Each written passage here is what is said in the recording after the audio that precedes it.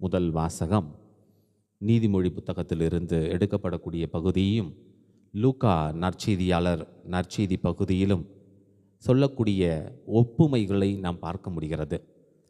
முதல் பகுதியில் பார்க்கின்ற பொழுது 2 புத்தகங்களிலுமே இறை வார்த்தை எத்தகைய ஆழமான தன்மை கொண்டிருக்கிறது என்பதை பழைய ஏற்பாட்டில் இறை வார்த்தை நம்பிக்கைக்குரியது, அது உண்மை நன்மை செய்கிறது என்பதை அந்த ஆசிரியர் சொல்லக்கூடிய பகுதியை நாம் பார்க்கிறோம்.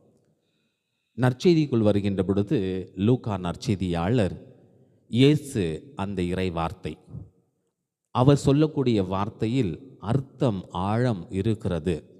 அது என்ன? அங்கு நம்பிக்கை இருக்கிறது. இங்கு இறைவனுடைய நம்பிக்கையில் ஒருவருடைய அதிகாரம் இருக்கிறது. இயேசு கிறிஸ்து தன்னுடைய திருத்துதர்களுக்கு அதிகாரத்தை கொடுக்கிறார் இறைப்பணி செய்வதற்காக. எதற்காக இந்த இறைப்பணி என்பதை பற்றி நாம் பார்க்கின்ற பொழுது பழைய ஏற்பாட்டில் அங்கே பார்க்கிறோம், ஒரு மனிதன் நல்ல மனிதனாக வாழ கடமை இருக்கிறது.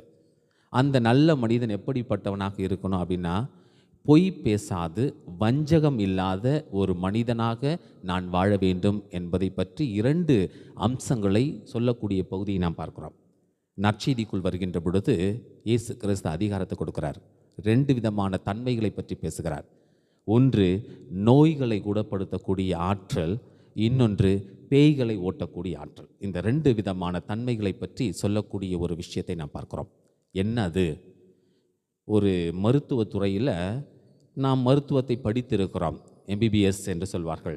படிக்கக்கூடிய இந்த கல்வி பாடம் படிப்பு கற்றுத்தரக்கூடியது, அதை சார்ந்தாத ஒரு மனிதன் நோயை குணப்படுத்துவது, பேய் என்று சொல்கின்ற பொழுது மந்திரவாதிகள் செய்யக்கூடியது, ஆற்றலோடு செய்யக்கூடியது, அல்லது இறை பணியாளர்கள் கூட செய்யக்கூடியது, பேயை ஓட்டக்கூடியது.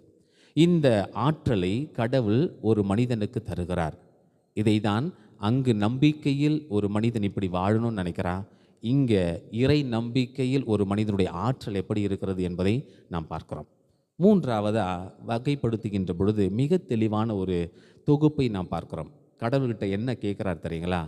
நான் பணக்காரனாக இருக்கணும்னு எனக்கு தேவையில்லை, நான் ரொம்பவும் ஏழையாக இருக்கணும்னு தேவையில்லை. ஏன் அப்படின்னா, அதிக செல்வம் என்பது மிகவும் ஆபத்தான ஒரு விஷயம்.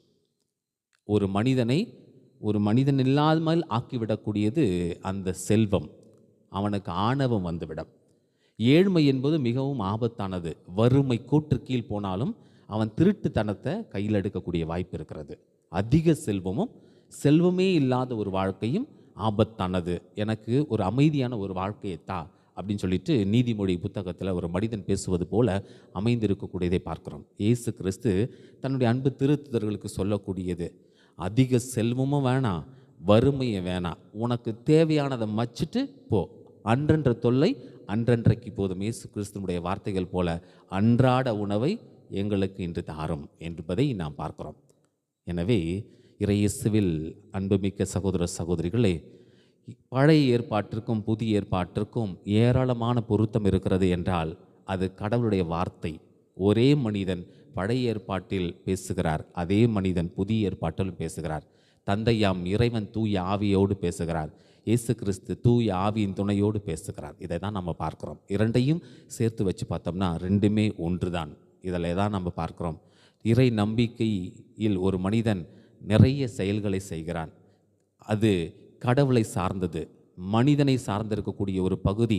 ஒரு மனிதன் நல்ல மனிதனாக மட்டும் வாழாது, இறைப்பணிக்காகவும் அவன் அழைக்கப்படுகிறான் என்பதை 2வது பகுதியில் சொல்லக்கூடியதை பார்க்கிறோம். எனவே நாம் இந்த கல்வாரி பலியில் இந்த நம்பிக்கையில் சிறந்து விளங்கிட, இறை அருள் அதிகாரத்தை இறைவன் நமக்கு நிறைவாக தந்திட, நம்முடைய பணி வாழ்க்கையில் சிறந்து வாழ்ந்திட முடிவெடுத்து இந்த கல்வாரி பலியில் ஜெபிப்போம்.